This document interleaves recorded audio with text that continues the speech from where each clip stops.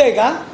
त्यामधील जवळजवळ 45 लोक असे आहेत, वर्धा आणि नागपूरचे लोक आहेत की रेल्वेने त्या ठिकाणी गेले होते.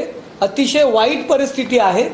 सीआरपीएफच्या कॅम्पमध्ये राहत होते. असे 45 लोक आहेत ना, त्यांनी आयुष्यामध्ये कधीही विमानात बसले नव्हते.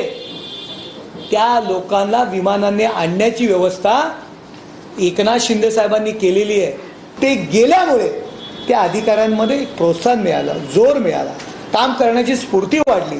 जर एक जबाबदार माणूस गेला तर तुम्ही त्याला कुरघोडी श्रेयवा म्हणता.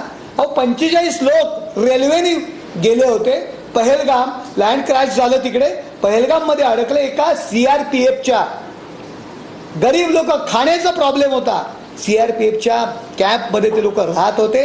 त्या लोकांना एकनाथ शिंदे साहेबांनी आता विमानतळावर आणलं आणि ती लोक पहिल्यांदा विमानात बसतायत. रेल्वेने गेलेली लोक आहेत, पहिल्यांदा विमानात बसून घाबरलेली लोक आहेत.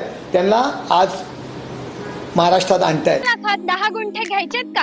आणि तेही सेपरेट 7-12 आणि सेपरेट खरेदी खतासहित. टीआरएस डेव्हलपर्स निर्मित टीआरएस मधुबन पार्क फेज 33. सरकारी मोजणी, 30 वर्षांचा सर्च रिपोर्ट, पेपर नोटीस आणि एनओसी असणारा हा क्लिअर टायटल प्रोजेक्ट. चारही बाजूंनी हायवे असणाऱ्या गावात, ते म्हणजे कुरकुम पांढरेवाडी या ठिकाणी हा प्लॉट आहे. प्लॉटला आहे 30 फुटी हा भव्य रस्ता, त्यासोबत सेपरेट तार कंपाऊंड आणि गेट आणि लाईट पाण्याची सुद्धा व्यवस्था आहे बरं का. पुढे पाडव्याच्या ऑफर साठी आजच तुमची साईट व्हिजिट या प्लॉट मध्ये बुकिंग करा.